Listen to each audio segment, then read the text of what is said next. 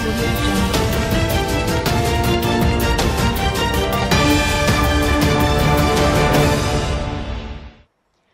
siang, kembali lagi bersama saya Leni Kartika dalam Maxco Futures News. Berikut adalah berita seputar dolar dan emas untuk hari ini. Indeks dolar Amerika Serikat menguat pada perdagangan kemarin. Dolar Amerika Serikat menguat di tengah peningkatan kasus virus corona di beberapa negara bagian Amerika Serikat dan peningkatan data ekonomi. Data tenaga kerja bulan Juni juga merupakan faktor bagi investor. Pengusaha Amerika Serikat diharapkan untuk menambah 3 juta pekerjaan pada bulan Juni.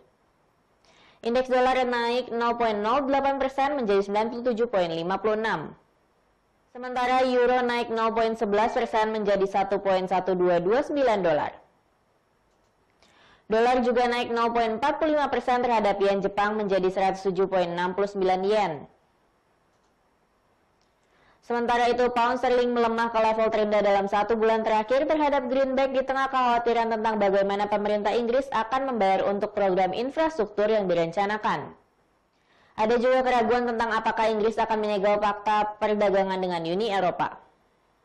Pound sterling turun 0,41% pada level 1,2283 dolar. Sementara itu, emas berjangka di divisi COMEX New York Mercantile Exchange menguat pada perdagangan Senin waktu setempat atau Selasa waktu Indonesia bagian Barat. Kondisi itu terjadi karena investor tetap khawatir penyebaran COVID-19 yang cepat di seluruh dunia.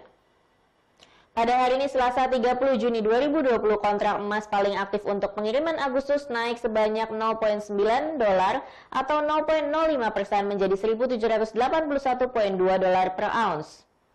Sedangkan indeks dolar Amerika Serikat naik sedikit pada perdagangan Senin waktu setempat atau Selasa waktu Indonesia bagian Barat, sedikit membatasi pertumbuhan emas. Ketika infeksi COVID-19 melonjak di Florida, Texas, dan daerah berpenduduk lainnya di seluruh Amerika Serikat, investor pun menimbang investasi dalam emas sebagai aset safe haven dibandingkan dengan aset beresiko.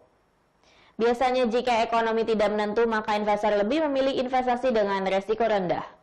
Kini investor terus mengamati meningkatnya jumlah kasus virus corona di seluruh negeri sambil mempertimbangkan dampaknya pada pemulihan ekonomi.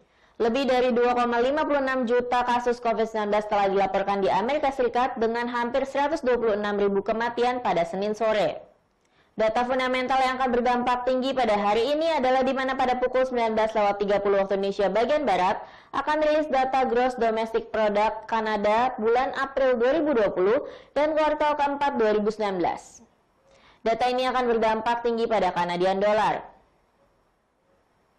Kuartal pertama lalu GDP Kanada mengalami kontraksi sebesar 2,1%, lebih baik dari perkiraan minus 2,6%, tetapi menjadi yang terendah sejak kuartal pertama tahun 2009. Kontraksi kuartal pertama 2020 disumbangkan oleh pengeluaran konsumen, pengeluaran pemerintah, dan investasi. Dalam basis bulanan, GDP bulan Maret 2020 mengalami kontraksi 7,2%, lebih tinggi dari perkiraan minus 9%, tetapi merupakan rekor terendah dalam 20 tahun terakhir. Dengan adanya wabah COVID-19 yang melanda Kanada, maka GDP bulan April 2020 diperkirakan kembali mengalami kontraksi sebesar 10,5%. Sementara GDP kuartal kedua tahun 2020 baru akan dirilis pada 28 Agustus mendatang. Hasil rilis yang lebih tinggi dari perkiraan akan cenderung menyebabkan Kanadian dolar menguat. Lalu pada pukul 23.30 waktu Indonesia bagian Barat akan rilis testimoni Ketua The Fed Jerome Powell dan Menteri Keuangan Amerika Serikat Steven Mnuchin. Data ini akan berdampak tinggi pada US dollar. Jerome Powell dan Steven Mnuchin akan memberikan testimoni mengenai kebijakan dalam mengatasi pandemi COVID-19 di hadapan House Financial Service Committee di Washington DC. Berikut adalah forecasting strategi serta support dan resistance untuk hari ini.